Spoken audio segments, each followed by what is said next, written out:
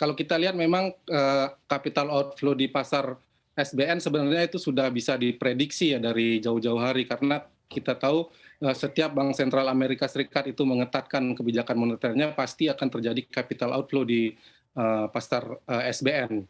Misalnya di 2013 ketika taper tantrum, kemudian di 2018 juga eh, ketika Bank Sentral Amerika Serikat menaikkan suku bunga sebanyak 4 kali itu pasti terjadi capital outflow di pasar SBN. Jadi sebenarnya bukan hal yang mengagetkan sih terjadi capital outflow di tahun ini, tetapi memang nilainya agak besar dampaknya juga karena perang antara Rusia dan Ukraina ya itu yang mengekskalasi capital outflow dari pasar SBN. Sementara kalau kita lihat di pasar saham sendiri sebenarnya walaupun belakangan ini terjadi outflow tapi secara year to date itu masih ada inflow sekitar 58 triliun ya. Jadi sebenarnya di pasar saham itu masih cukup bagus begitu. Hmm. Outflow yang terjadi belakangan ini saya rasa karena investor asing sudah melakukan profit taking ya karena sejak awal tahun itu asing udah masuk banyak, kemudian IHSG mencetak rekor tertinggi dan belakangan ini terjadi sedikit gejolak yang membuat gejolak di secara global ya, secara eksternal itu yang membuat asing melakukan profit taking sih yang memicu capital outflow. Oke, kalau biasanya kan ada moving aset aja ya kalau asing tuh, kalau nggak di Ya. market moving ke SBN. Kalau sekarang ini posisinya memang benar-benar out dari marketnya Indonesia. Larinya kemana? Apakah memang tujuannya mengamankan asetnya untuk move dulu nih ke Amerika atau mungkin ada negara-negara tujuan investasi lain yang cukup catch nih atau tertangkap nih Mas Putu? Ya, kalau kita lihat dari pergerakan semua aset ya, saya rasa memang investor asing itu menarik kembali modalnya dari Indonesia dan mengalihkannya ke Amerika Serikat ya. Karena kalau kita lihat dolar Amerika Serikat itu penguatannya cukup signifikan, bahkan sangat tajam bisa dikatakan kayak gitu.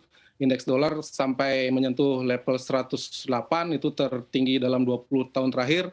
Jadi saya rasa aliran modal memang banyak masuk ke Amerika Serikat. Selain itu juga yield treasury Amerika Serikat itu sekarang sudah mulai menurun lagi. Sebelumnya di pertengahan bulan lalu yaitu mencapai 3,5% untuk tenor 10 tahun. Sementara saat ini sudah di bawah 3% lagi. Jadi saya rasa memang ada aksi beli treasury Amerika Serikat sih itu yang menyebabkan yieldnya mengalami penurunan. Jadi kemudian kalau kita lihat yang lainnya seperti emas misalnya sebagai aset safe haven itu malah merosot terus belakangan ini. Jadi saya rasa memang aliran modal itu balik masuk ke Amerika Serikat mencari safe haven di treasury dan dolar Amerika Serikat sih.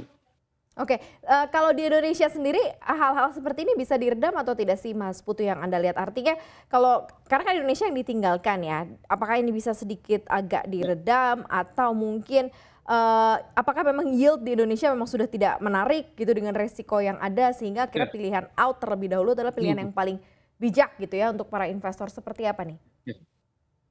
Kalau kita bandingkan misalnya yield SBN dengan treasury ya di belakangan ini memang sudah mengalami penurunan selisihnya.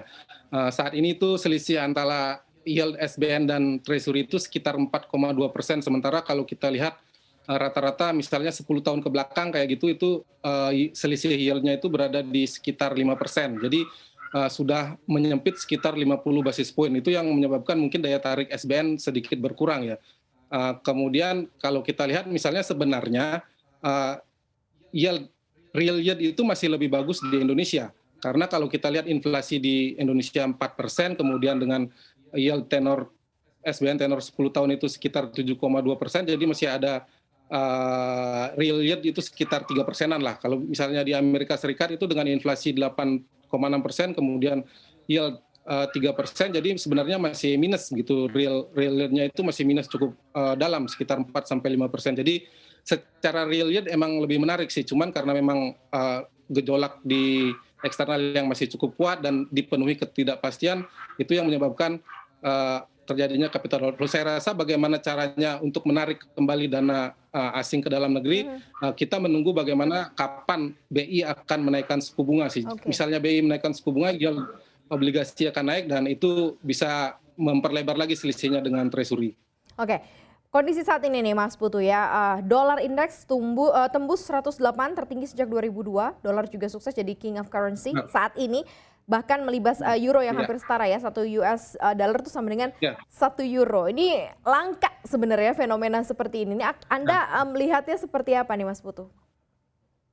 Ya, kalau kita lihat, memang euro sangat terpuruk ya. Yang pertama karena, eee, inflasi yang tinggi, kemudian resesi yang mungkin akan terjadi di Eropa, yang menyebabkan nilai tukar euronya, merosot begitu. Sementara di Amerika Serikat memang kemungkinan besar juga akan terjadi resesi, bahkan mungkin lebih dulu.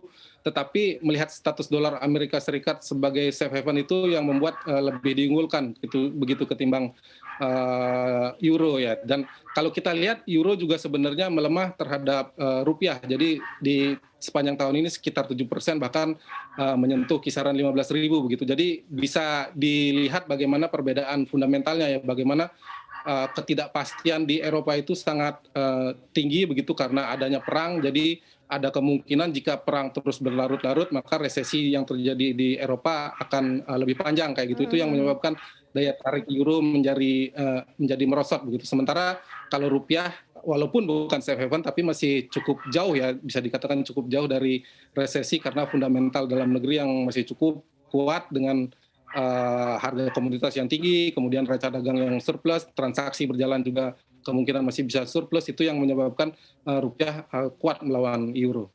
Oke, berarti posisi dan kondisi Eropa saat ini bisa dikatakan lagi berada di tekanan yang sangat-sangat cukup dalam berarti ya, Mas Putu? Iya benar, kalau misalnya tekanan saya rasa lebih ke faktor ketidakpastian ya. Kalau misalnya, perang Rusia dan Ukraina sudah berakhir begitu, aliran gas atau aliran minyak, lancar, tidak ada hambatan dari Rusia ke Eropa, ketidakpastian itu akan sedikit menurun. Jadi, resesi kalaupun terjadi bisa akan cepat ditanggulangi seandainya, tekanan energi itu mulai menurun begitu, tekanan inflasi dari energi. Sementara saat ini kita lihat, ketidakpastian itu yang sangat mempengaruhi ya, bagaimana perang ini belum kelihatan kapan akan berakhirnya. Jadi ketika perang, masih lama berakhir atau mungkin belum akan berakhir dalam waktu dekat, jadi saya rasa ketidakpastian itu yang sangat mempengaruhi pergerakan, euro dan aset-aset di Eropa sih pada umumnya.